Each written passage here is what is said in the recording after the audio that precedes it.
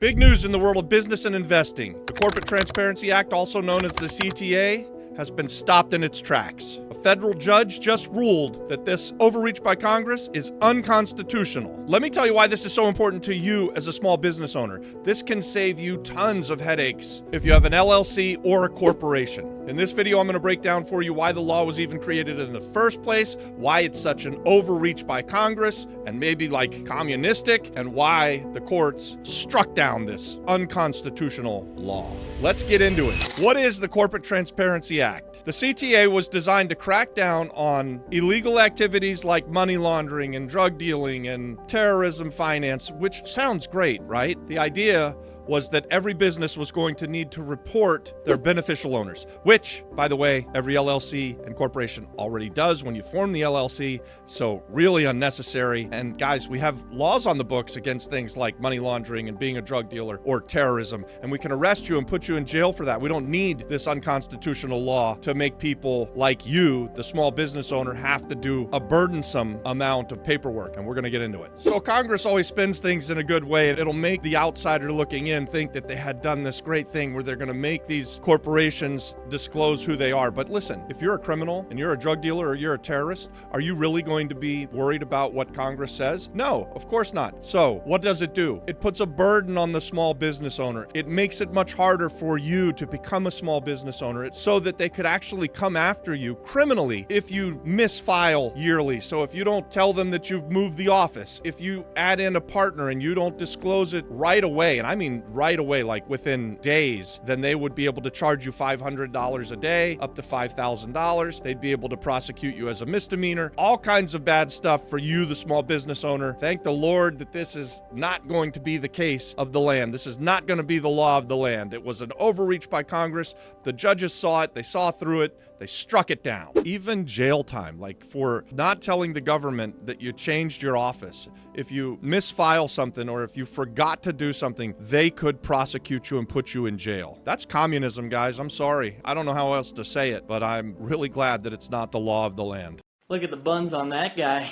This is the comedy police. The joke's too funny. I'm not going back to jail! Let's talk about why it was ruled unconstitutional. The federal judge struck this law down because the law violated states' rights under the Constitution. States, not the federal government, is supposed to be who regulates the businesses inside of their borders. This law basically allows Congress to step in and say, every business in the country has to report this information, whether they're operating across state lines or not. And that's a huge problem, guys. Congress doesn't have the authority to control purely interstate businesses, so it was a huge overreach. If a business operates only in the state of Florida should be able to control how that business is set up and how they do their reporting. It shouldn't be left to Congress, and that's why the judge ruled that it was unconstitutional, or at least that's partially why. The judge pointed out that Congress was trying to justify the law under its power to regulate interstate commerce. But here's the thing, guys. Just owning or running an LLC or a corporation in one state, that doesn't constitute interstate commerce. So this law is way too broad. On top of that, guys, there's a serious privacy concern with the way the law was written.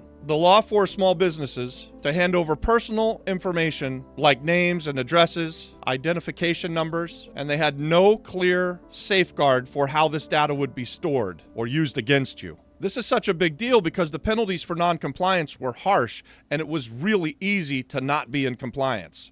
Small business owners, if they messed the smallest detail up, could have been fined and even locked up and put in jail. And there wasn't anything that the small business owner could do to fight back if the system got it wrong. And thank the Lord, the judge found that this was a violation of due process under the Fifth Amendment. If you haven't gone through the massive amount of work to file your beneficial owners report yet, the good news is you don't need to now. We just did it last week for all of our businesses. Poor Dave, my partner, I'm guessing it was dozens of corporations that we've got. So it was a lot of work. It was a pain in the ass. And I know that a lot of you probably didn't even know that you had to do this before the judge struck this down. And you could have been, because of not filing, a criminal. You could have been prosecuted. You could have been thrown in jail. You could have been fined for sure. But not now. This ruling hits the brakes on that process. Now, I don't know what's going to happen to the information if you're like us and you've already filed all of this stuff and you've given away all of your private information and there's no clear-cut safeguards for what will happen with the information. What happens to us that have filed is yet to be seen. Now, I'm not going to stress too much about it. Maybe you will, but the information's out there. When you file a corporation, you do all of this stuff anyways at the start of it. This was just an overreach by Congress. Let's see what the next administration will do. Will the Trumpers rewrite this law? It's very rare that once Congress starts to get a little grasp of power that they give it up easily.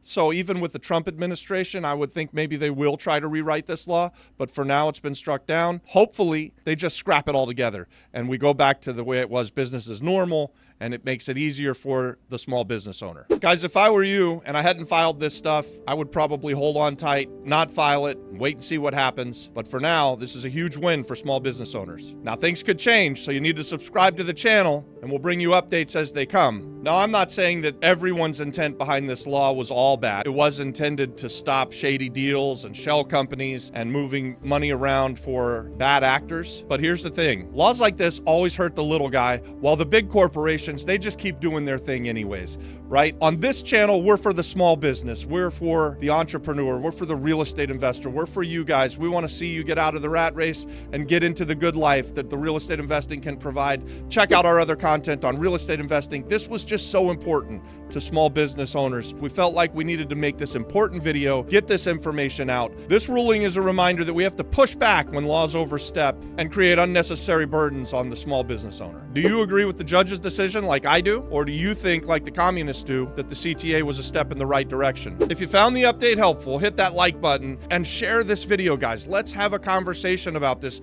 This is too important to just let it slide by.